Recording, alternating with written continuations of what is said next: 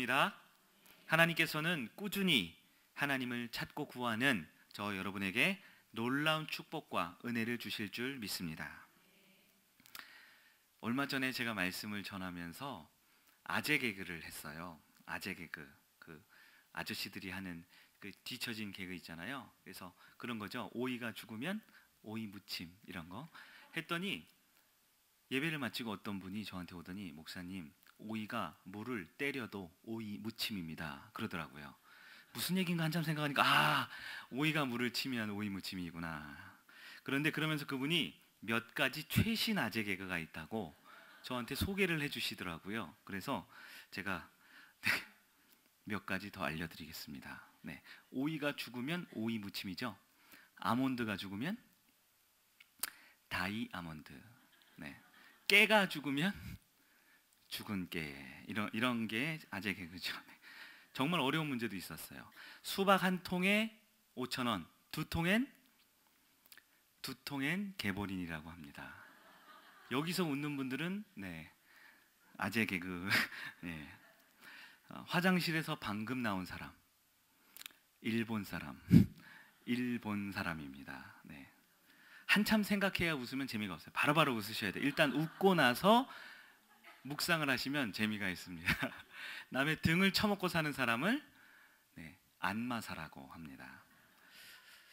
더 하면 재미가 진짜 없을 것 같아서 여기까지 하겠습니다.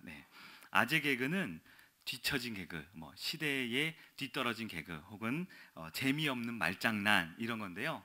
아재 개그도 꾸준히 듣다 보면 은근히 매력이 있습니다. 기회가 될 때마다 제가 해드릴게요. 옆에 계신 분들에게 인사하겠습니다.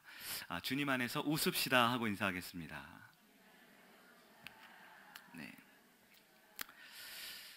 하나님이 주시는 웃음과 이 세상이 주는 웃음은 격이 다릅니다. 아무리 세상에서 재미있고 웃기는 것이 있더라도 하나님이 주시는 그 웃음 안에서 사랑하는 여러분 되기를 축원합니다. 20대 국회가 얼마 전에 시작이 되었죠.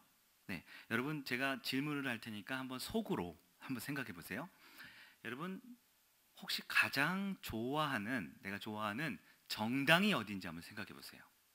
있잖아요. 1번 당도 있고 2번 당도 있고 3번 당도 있고. 없다고요?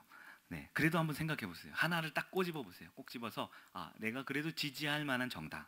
그러면 그 정당 안에서 가장 훌륭한 정치인이 누군지 한번 생각해 보세요. 없다고요? 그래도 한번 생각해 보세요. 그 정당 안에서 가장 훌륭한, 가장 대표적인, 가장 사람들한테 칭찬받는.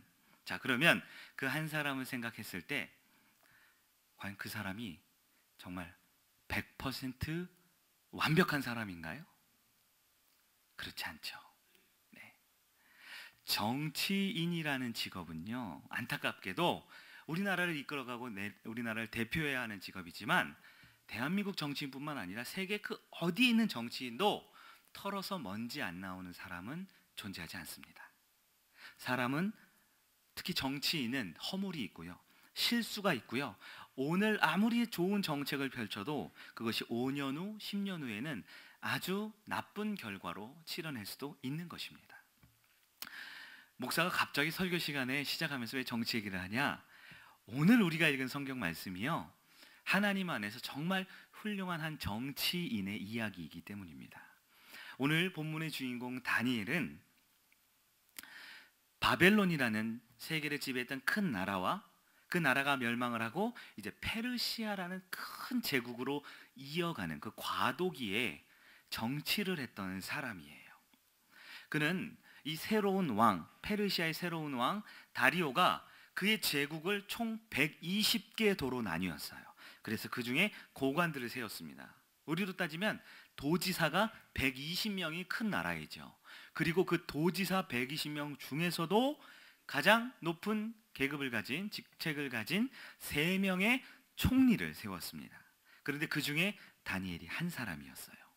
오늘 우리가 읽지는 않았지만 앞에 있는 3절 말씀 보면 다니엘은 그 3명의 총리 중에서도 더 뛰어난 사람이라고 합니다. 조선시대로 따지면 이 제일 높은 우의정, 좌의정, 영의정 이렇게 있잖아요. 아마 영의정쯤에 해당하지 않았을까. 총리 중에서도 가장 으뜸이 되고 훌륭한 사람이었다라고 말을 합니다. 그런데 이 다니엘을 다른 정치인들이나 백성들이 그렇게 좋아할 만한 사람은 아니었어요. 왜냐하면 다니엘의 출신 성분이 다른 사람들처럼 이 바벨론이나 페르시아 사람이 아니었거든요. 잘 알다시피 다니엘은 어디 사람입니까? 히브리 사람이에요. 유대인이었습니다. 게다가 그는 유대의 멸망한 유대 나라의 포로로 잡혀온, 즉 히브리 출신의 노예 생활을 했던 사람이었잖아요. 그런 자가 이 새로 바뀐 나라에서 가장 높은 120명의 도지사를 다스리는 총리 중에서도 으뜸이 된다고 하면 아무도 좋아할 사람이 없겠죠. 아니나 다를까 오늘 본문을 보면 모든 120명의 고관들과 나머지 2명의 총리가 담합을 해서 이 다니엘을 시기하여 고발을 한다고 성경은 말합니다. 그러나 성경에 증거하기를 다니엘은 충성된 사람이었기에 그를 어떠한 허물도 발견하지 못했다라는 것이 오늘 우리가 읽은 성경의 말씀이었죠. 여러분, 그러면 과연 다니엘은 정말로 완벽한 사람이었는가? 여러분, 완벽한 사람은 아무도 존재하지 않습니다. 다니엘도 마찬가지죠.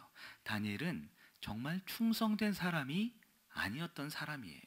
여러분, 충성이란 말이 무슨 뜻입니까? 충성은 시키는 것을 그대로 수행한다. 실수하지 않는다. 전혀 어떤 환경에도 변화되거나 변질되지 않는다. 배신하지 않는다. 끝까지 임무를 완수한다. 이것이 충성 아닙니까? 그런 의미를 보았을 때 다니엘은 과연 충성된 사람이었을까?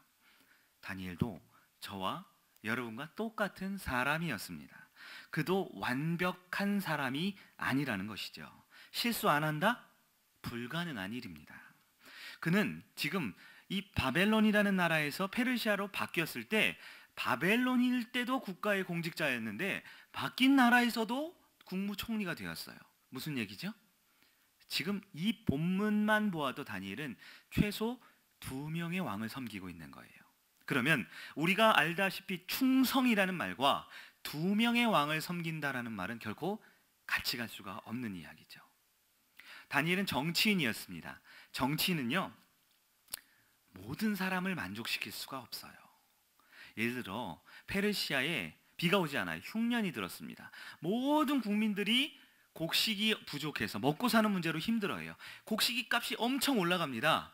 그러면 국무총리가 국민들을 위해서 쌀값을 내려야겠다 결정을 해서 명령을 내렸어요. 그럼 국민들이 굉장히 좋아하겠죠. 그러면 모든 국민이 다 좋아하냐? 그렇지 않아요.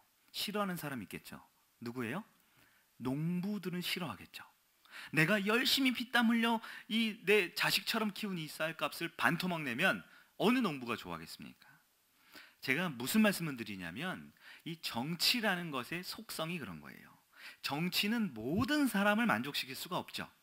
그래서 훌륭한 정치인은 모두를 만족시키는 것이 아니라 최소한으로 불만을 줄이는 것, 균형을 잘 맞추는 것이 정치의 미덕이 아닐까 생각이 돼요. 어쨌든 다니엘은요, 그 나라의 국무총리로 아무리 훌륭한 다니엘이었지만 찾으면 반드시 허물이 있을 수밖에 없는 똑같은 인간이란 뜻입니다. 게다가 지금 120명의 고관과 나머지 2명의 총리가 똘똘 뭉쳐서 다니엘을 고발하고 고소하는 거예요.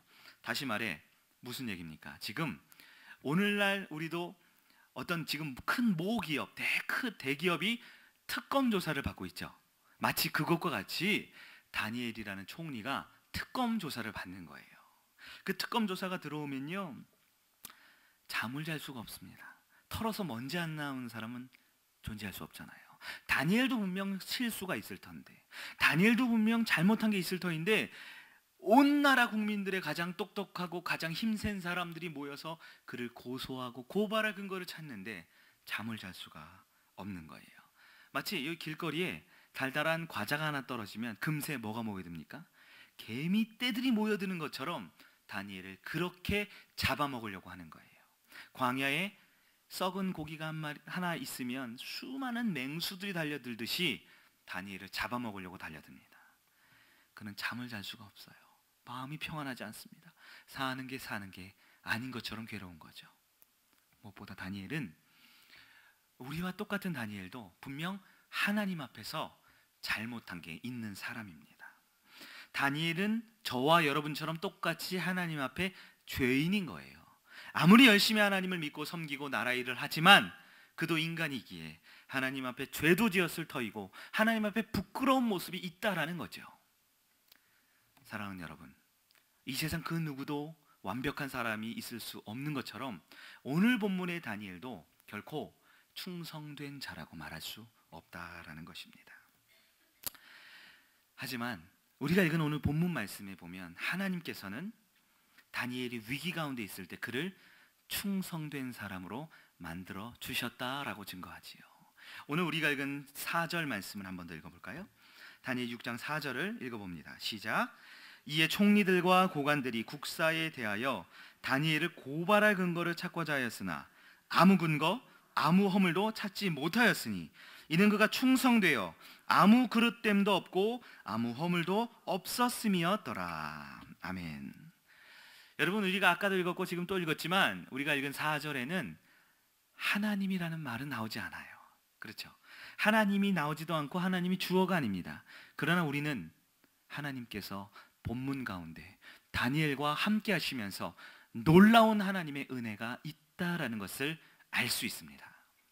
살아계신 하나님께서는 큰 위기에 처한 하나님의 아들 다니엘과 함께 하셨기에 비록 다니엘은 충성할 수 없는 사람이었고 연약함과 허물이 많은 사람이었지만 위기 가운데 다니엘을 충성되게 만들어주고 있다라는 사실인 것입니다. 여러분, 다니엘은 위기 가운데 충성했습니다.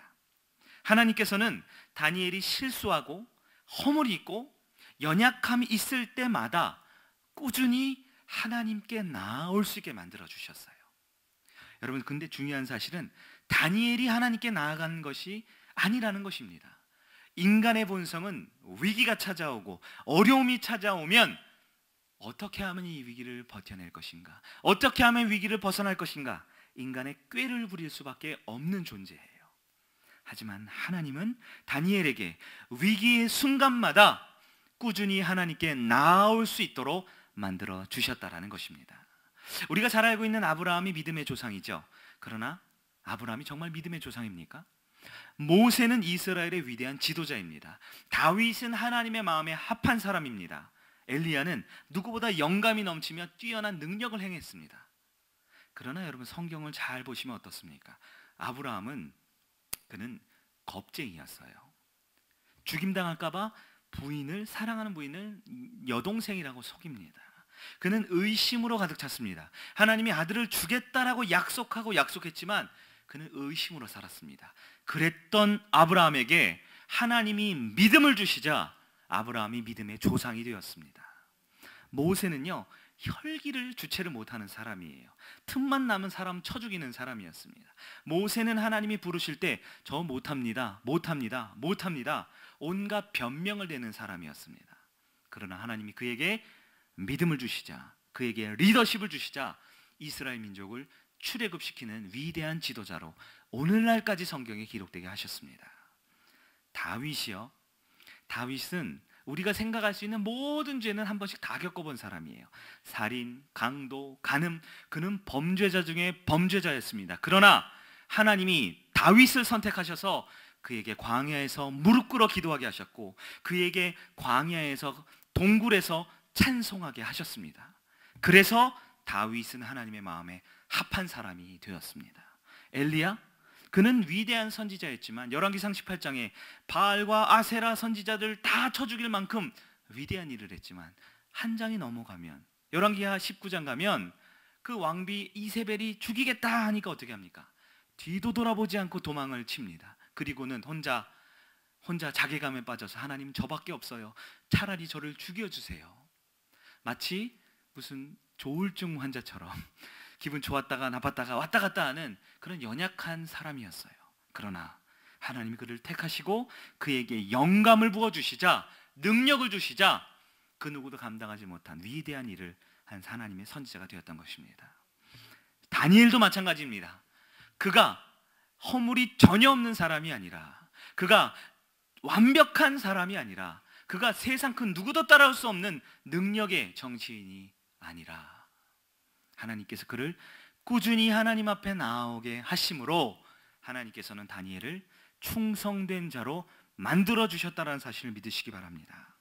하나님은 위기가 있을 때마다 다니엘에게 같은 시간에 같은 장소에 하나님께 나오게 하셨습니다. 우리가 나중에 기회가 되면 살펴보겠지만 6장 10절 말씀을 보면 다니엘이 어떻게 합니까? 위기가 있지만 여전히 전에 하던 대로 하나님을 향해 무릎 꿇어 기도하고 찬송하고 감사했더라. 여러분, 위기가 오는데 어떻게 감사할 수 있죠? 꾸준히 하나님께 나아갔기 때문에 가능한 것입니다. 사랑하는 여러분, 하나님께서는 사람 앞에 충성하는 것이 아니라 하나님 앞에 충성하는 자의 허물을 덮어주고 싶으십니다.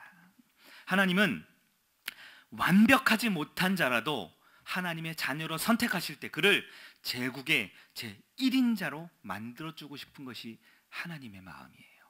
하나님은 불완전한 자도 충성된 자로 만들어 주실 수 있는 저 여러분을, 그리고 다니엘을 너무나 사랑하는 사랑의 하나님임을 믿으시기 바랍니다. 우리 예수님의 모습이 어떻습니까? 예수님도 새벽마다 산에 올라가셔서 꾸준히 하나님께 나아갔습니다. 하지만 예수님은 하나님이십니다. 예수님은 기도가 필요 없는 분이셨어요.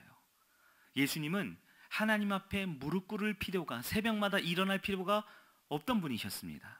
그러나 예수님은 꾸준히 하나님께 나아가셨습니다. 왜요? 꾸준히 하나님께 나아가는 것이 진짜 충성임을 저와 여러분에게 가르쳐 주기 위하셨습니다. 사랑하는 여러분, 충성이란 하나님의 아름다운 성품입니다. 충성은 하나님의 자녀가 가져야 할 성품입니다. 하나님은 지금도 사랑하는 저와 여러분이 충성의 믿음을 갖기를 원하십니다.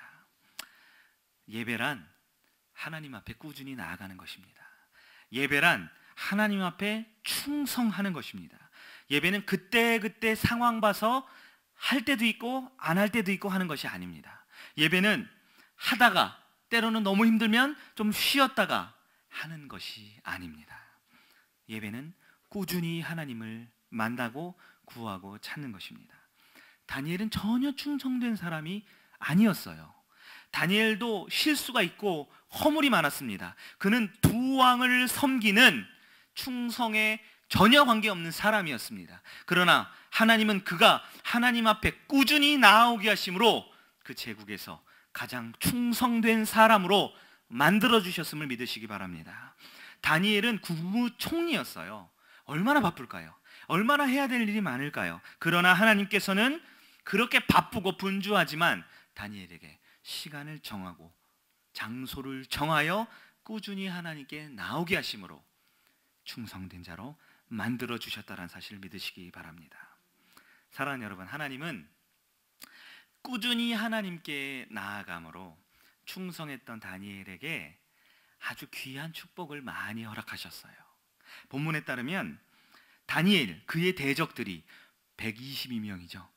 고관들, 도지사 120명과 나머지 총리 2명이 합작으로 122명의 눈에 불을 켜고 허물을 찾기를 애썼으나, 특검이 출동을 했으나 아무 허물도 못 찾게 되었습니다.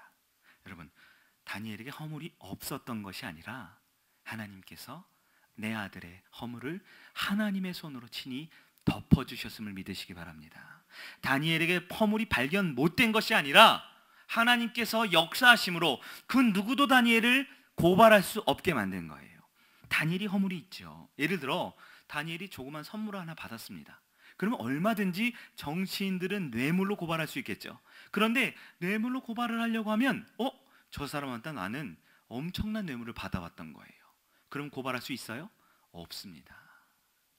다니엘이 사정이 딱한 어떤 사람을 이 나란 일에 이렇게 일을 할 수 있도록 도와주었어요.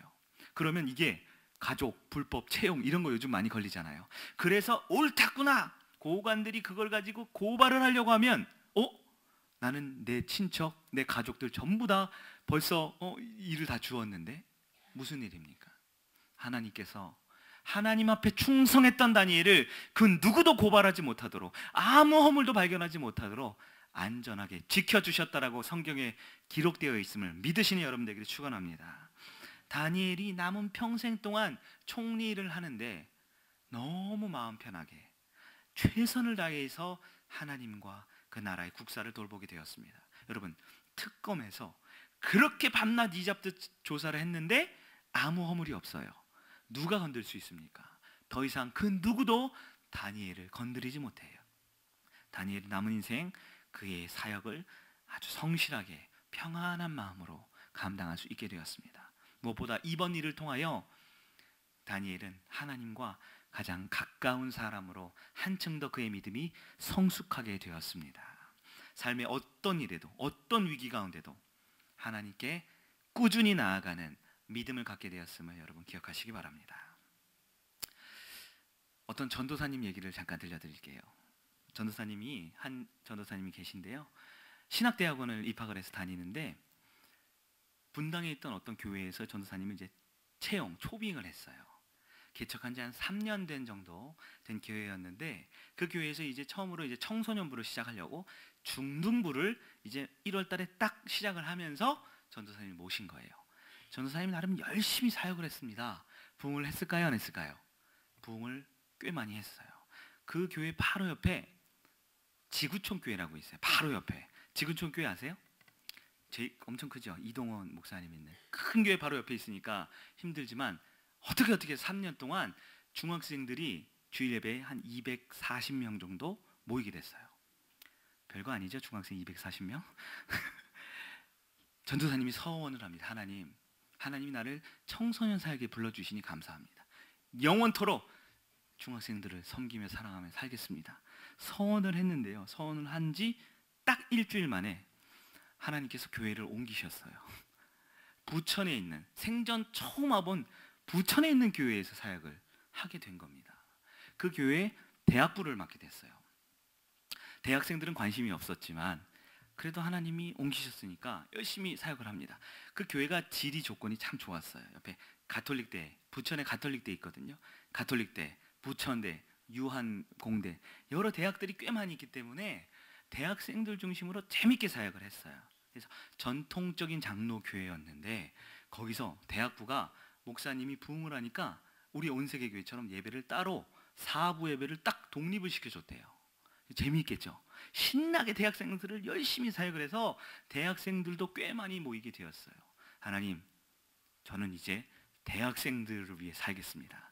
오직 대학생을 위해 살겠습니다.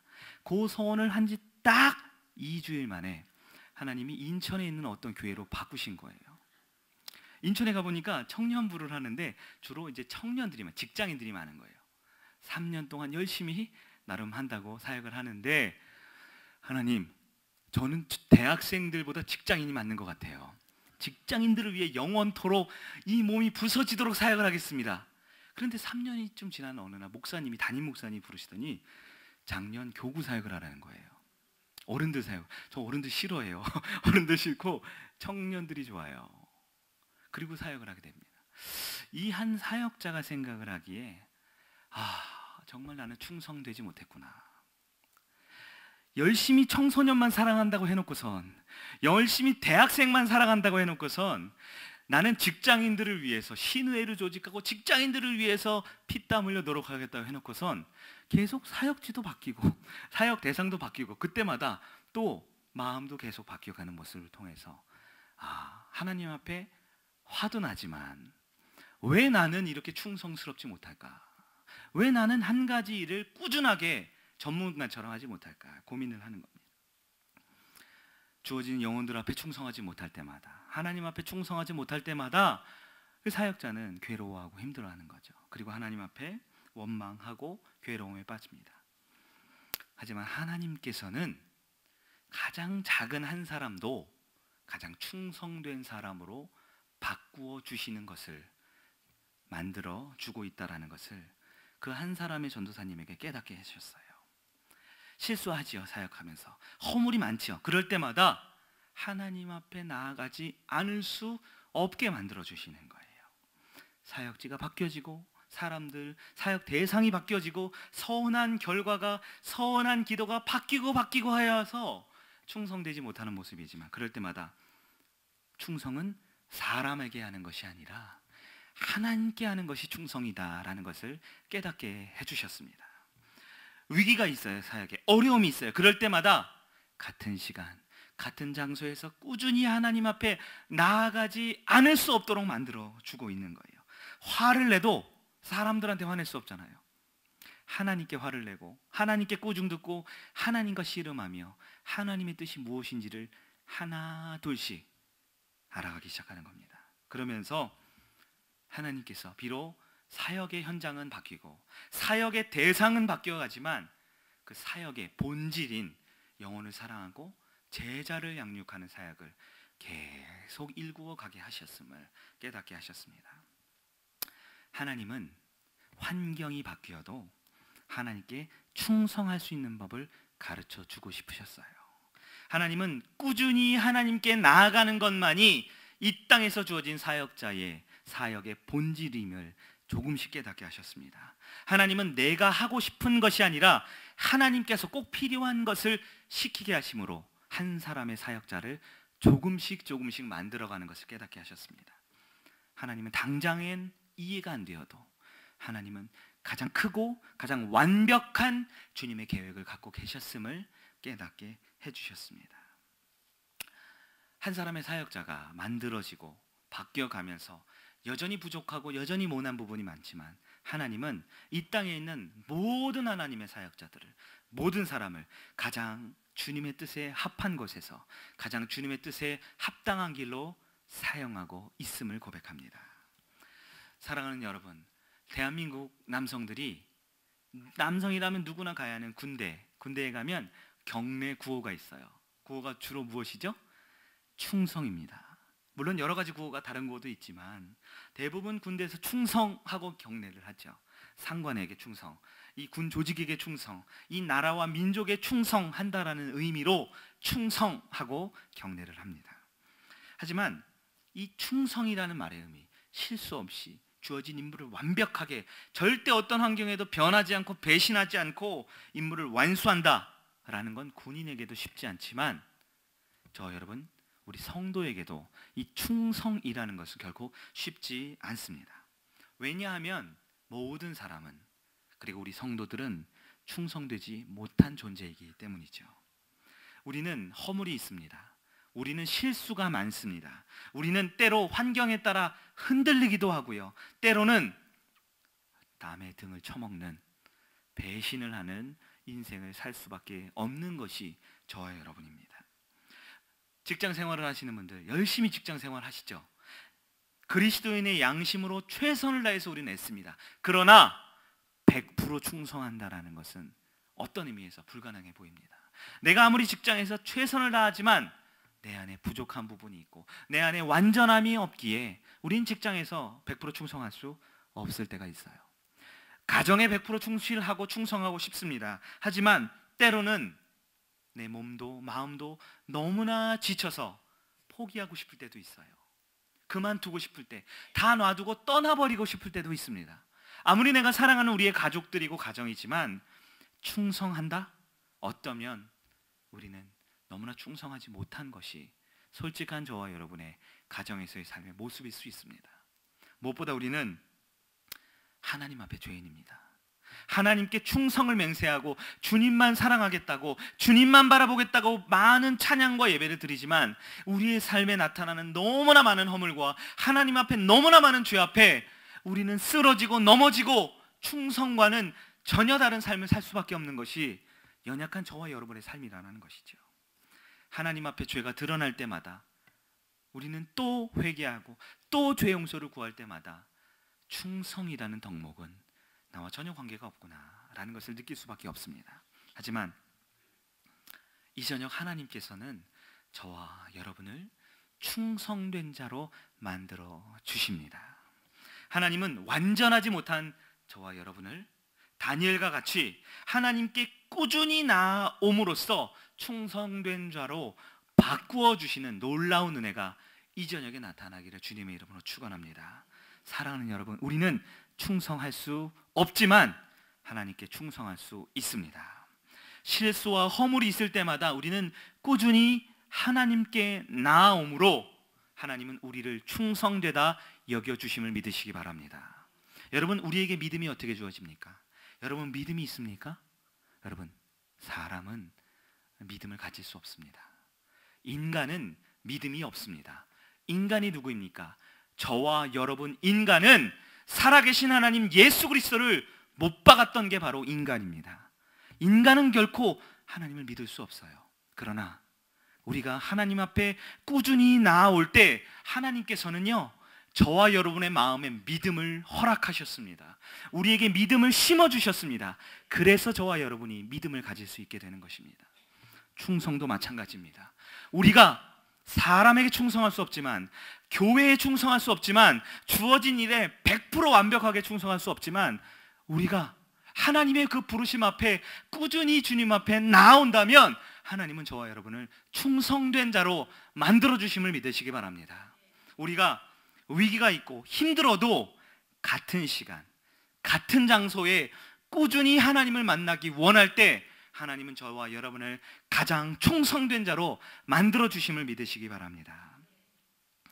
하나님은 저와 여러분이 허물이 있지만 저와 여러분에게 꾸준히 주님을 만남으로 그 허물을 덮어주고 싶으십니다. 우리는 완벽한 사람들이 아니지요. 그러나 하나님은 저와 여러분을 이 세상의 1인자로 삼아주시고 만들어주고 싶은 게 하나님의 심정이에요. 하나님은 비록 우리가 불충성하고 불순종투성이지만 우리를 충성된 하나님의 사람, 예배자로 만들어주고 싶으십니다. 여러분, 예배는 하나님께 충성하는 것입니다. 예배는 꾸준히 하나님을 만나는 것입니다. 예배는 그때그때 상황 보고 바뀌어지는 것 아닙니다. 예배는 내가 하다가 때로는 말다가 하다가 때로는 포기하는 것이 아닙니다. 예배는 꾸준히 하나님을 구하고 만나는 것임을 믿으시기 바랍니다. 우리는 충성된 자가 될 수 없는 존재입니다. 실수와 허물과 심지어 두 왕을 섬기고 있었습니다. 하나님도 섬겼지만 우리는 내 마음 어딘가에 이 세상도 섬길 수밖에 없는 존재였습니다. 그러나 하나님께서 이 저녁에 또 우리를 불러주실 때 우리가 주님의 부르심 앞에 꾸준히 주님 앞에 나온다면 주님은 우리의 모든 허물을 덮어주시고 우리를 충성된 자로, 허물 없는 자로 만들어주심을 믿으시기 바랍니다. 우리의 삶이 너무나 바쁘고 너무나 분주하지만 우리가 꾸준히 주님을 바라볼 때 하나님은 우리의 우선순위와 우리의 삶의 질서를 바꾸어 하나님 앞에 참된 예배자로 놀랍게 역사하시는 주님이심을 믿으시기 바랍니다. 사랑하는 여러분, 꾸준히 하나님께 나아가면 복 받습니다. 하나님이 복이신 거 아시죠?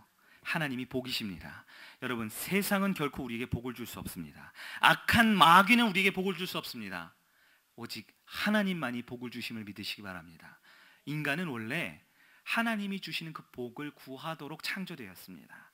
사랑하는 여러분, 복 받는 여러분 되길 축원합니다. 그러나 우리가 꾸준히 하나님께 나아갈 때 하나님은 이 세상이 줄 수 없는 하나님의 놀라운 축복을 이 저녁에 저와 여러분에게 쏟아부어 주십니다. 우리가 하나님 앞에 꾸준히 충성될 때 우리를 괴롭히고 우리를 시기하고 우리를 조롱하는 수많은 대적들이 눈에 불을 켜고 허물을 찾고자 하였으나 하나님이 친히 하나님의 손으로 우리의 허물을 덮어주십니다. 그 누구도 그의 허물로 인해서 우리를 공격하고 싶지만 본인들이 가진 더 큰 허물로 인해서 그 누구도 하나님의 자녀를 건드릴 수 없음을 믿으시기 바랍니다. 참된 평안을 얻습니다. 하나님께 꾸준히 나아갈 때 직장에서, 가정에서 결코 충성할 수 없는 우리의 인생을 주님이 평안으로 인도해 주심을 믿으시기 바랍니다. 무엇보다 하나님과 가장 가까운 사람이 되는 놀라운 축복을 누리시기 바랍니다. 꾸준히 하나님께 나아가는 여러분의 인생 가운데 하나님의 역사하심을 믿으시기 바랍니다. 말씀을 마치겠습니다. 충성하는 여러분 되기를 축원합니다. 사람에게 충성하는 것이 아니라 하나님께 충성하는 여러분 되기를 축원합니다. 하나님께 충성은 꾸준히 하나님을 바라보고 하나님께 나아오는 것입니다. 그것은 바로 예배입니다. 하나님은 우리에게 예배를 허락하셨습니다. 이 예배는 하나님을 만나는 자리입니다. 이 예배는 살아계신 하나님을 경험하는 자리입니다. 나에게 허락하신 기도의 응답과 놀라운 축복을 얻어가는 축복의 통로라는 사실을 믿으시기 바랍니다. 하나님께 충성, 꾸준히 하나님을 만나는 것, 하나님께서 우리에게 놀라운 길을 많이 준비해 놓으셨습니다. 오늘 드려지는 이 수요 은혜 예배, 여러분 꾸준히 충성하시기를 바랍니다. 금요 심야 예배가 있습니다. 매일 새벽 예배가 있습니다. 우리의 목장 예배가 있습니다. 예배라고 이름 붙여주신 그 모임은 하나님께 꾸준히 나아갈 때 하나님이 우리를 충성된 자로 놀라운 축복을 주는 믿음의 통로임을 기억하시기 바랍니다. 지난 6개월 동안 VIP 축제 수고 많이 하셨습니다. 많은 눈물과 많은 땀방울로 많은 영혼들이 주님 곁으로 돌아오는 천국의 잔치가 열렸습니다. 그러나 이제 해야 될 것이 무엇입니까? 사랑하는 그 영혼들과 함께 예배의 자리로 나오시기 바랍니다. 온 세계 교회에서 준비한 공예배가 있습니다. 그 예배에 나아가는 것, 단지 내가 신자니까 의무적으로 참석하는 것이 아니라 꾸준히 하나님께 나아가는 그 아름다운 모습을 통해 하나님이 충성된 나의 사랑하는 아들, 딸들아 여기시며 그 세상의 어떤 공격으로부터 허물을 찾을 수 없도록 지켜주시는 놀라운 복을 누리는 저와 여러분 되기를 주님의 이름으로 간절히 축원합니다.